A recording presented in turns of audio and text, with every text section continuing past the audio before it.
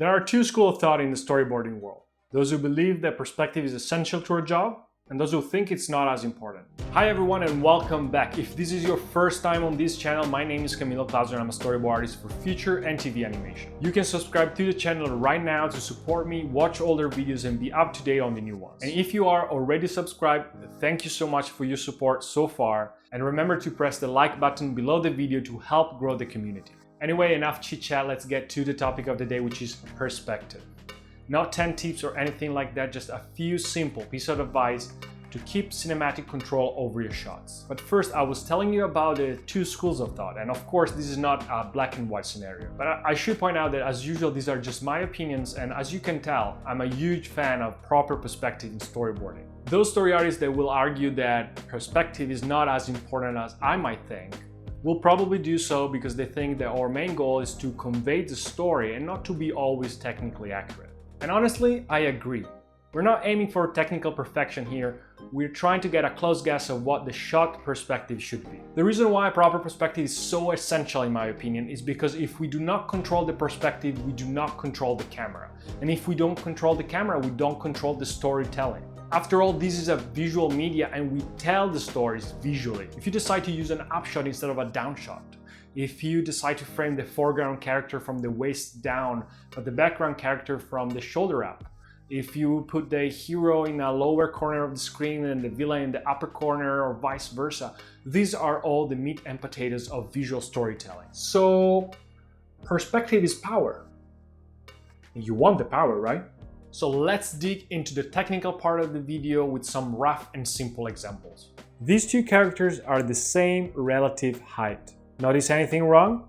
Well, according to the perspective, the foreground character is in a hole. So let's see what the same shot would look like now. You see, you can move any character along the perspective lines and make them as far or as close to camera as you want. Now that they stand next to each other, you can see that they are indeed the same height.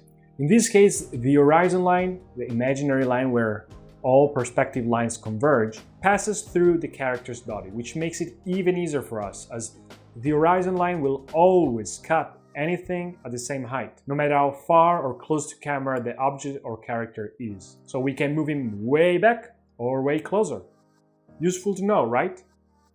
But what if the first shot we saw was the actual composition we wanted for those two characters? Then we can find the perspective for the composition we were aiming for. If the two characters are standing one in front of the other, we can imagine the foreground character standing where the other character is, with the proper relative height. Technically, we will call these projection. Then find the same 2 points on the character and connect them with perspective lines. They will meet in what is known as the vanishing point, from which we can draw our perspective grid. But if the foreground character is standing more on one side, we should imagine him standing next to the background character with proper relative distance and height. Then find the same 2 common points, connect them, and voila, you have your perspective grid.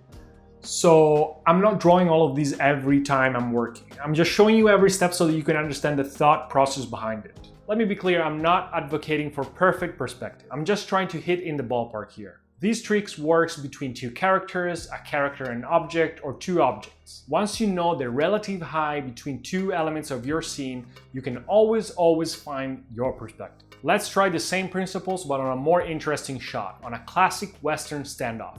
We decided to have a low camera, so here we have it with the villain, low horizon line, low perspective. I want the other character on the screen left, but how much am I gonna see of it? Just imagine him where the first character is. Then use our perspective tricks to move him closer to camera. Adjust the camera, tilt it a bit, and there you go, a cinematic shot. But let's assume we want a different shot for storytelling purposes. And maybe we want to see the good guy's hands next to the gun. Just imagine the foreground character standing where the villain is. Connect the 2 points on the character with perspective line as we did before, and voila, you have your perspective grid. But let's try it again, but this time the hero, the foreground character, is 1.5 the villain's height. There you go, same process, connects 2 points, find the perspective grid, and you have same characters, same relative screen position, but different height. So now go and spread the good news. Perspective is power.